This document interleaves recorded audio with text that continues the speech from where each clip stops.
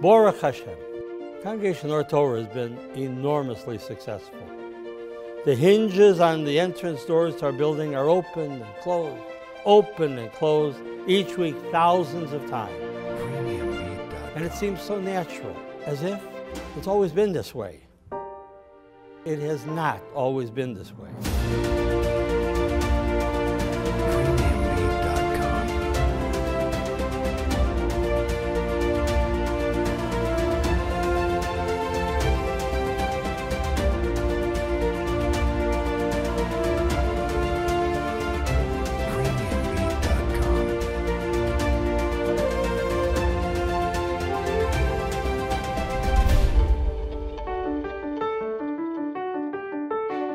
Many of us had been members of a different shul. In 1969, Skokie was not known as the stronghold of orthodoxy. Mostly it had conservative synagogues and reform synagogues.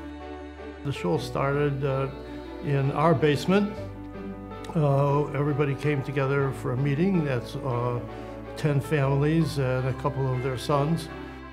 As the president, it was my job to make sure I could round up a minyan. I had to go into the new China restaurant, which was down the block.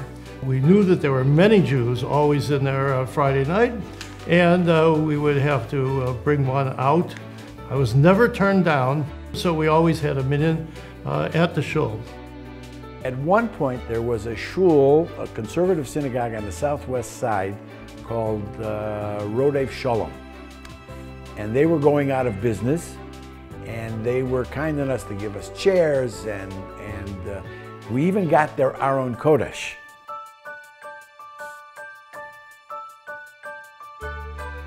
Prior to joining the shul, I said to myself, well, I had a bar mitzvah, what else was there to learn?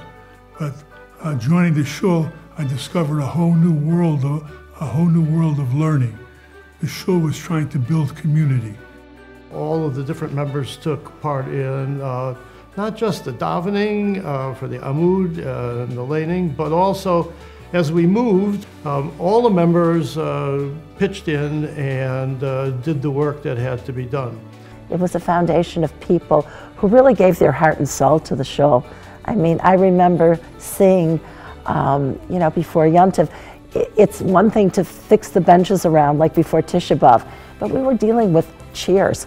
We were dealing with car chairs and tables and finding a place for the kids to sit. And they all managed to do it, and everyone did it with joy. When I came, Rabbi Pollack was here. He was young. We had then a triumvirate of rabbis. We had Rabbi Pupko, we had Rabbi Cohn, and Rabbi Karp. Then Rabbi Wells stepped in. And each one had a different focus. It was very warm and welcoming. The shul was a cohesive and exciting place to be in. Or Torah was a very, very crucial part of our lives. And Vivian and I enjoyed every moment of being affiliated and associated with the shul. When I look back at those years, we spent many, many years together building something that was small, and who would have thought at that time that over so many years we would be able to experience a shul that has meaning and leadership for the entire community.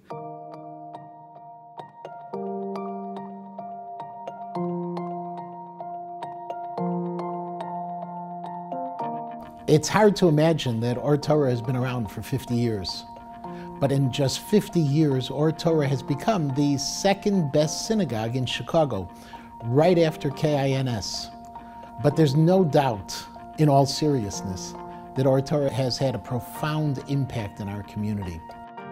I don't think it's an exaggeration to say that anything that's good that happened to the Skokie community emanated from Or Torah. If there is an Erev in the community, it's because of Or Torah. If there is a mikveh in the community, it's because of Or Torah. And if there are functioning learning programs, that has to do a great deal with Or Torah as well. And Rabbi Engel has brought a sense of youth and dynamism to the shul.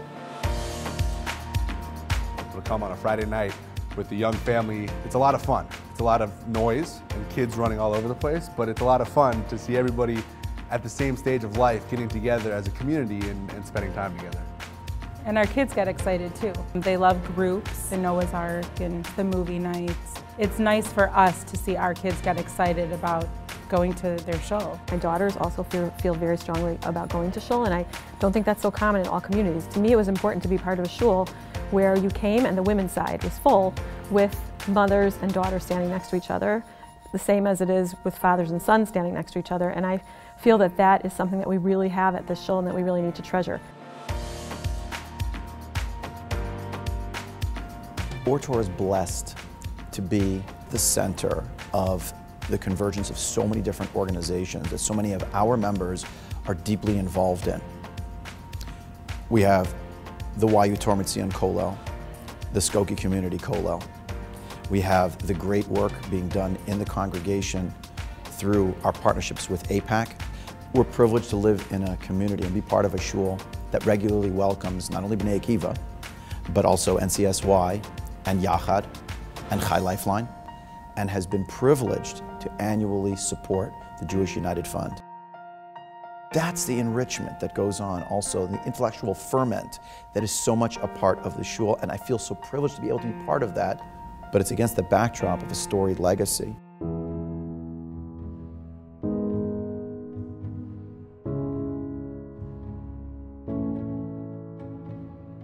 I have a sense of pride that the shul is thriving. I like seeing all ages, all professions, all kinds of backgrounds, and people feeling welcome in this community. This was ours. We owned this. It's our life.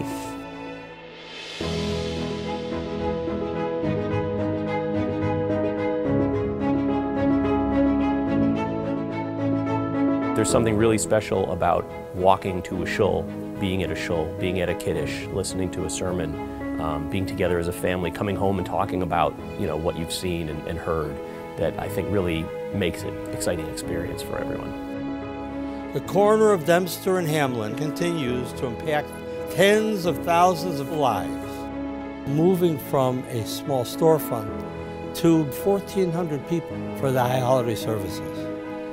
This experiment called Congregation of Torah really is an extraordinary Jewish experience in Chicagoland.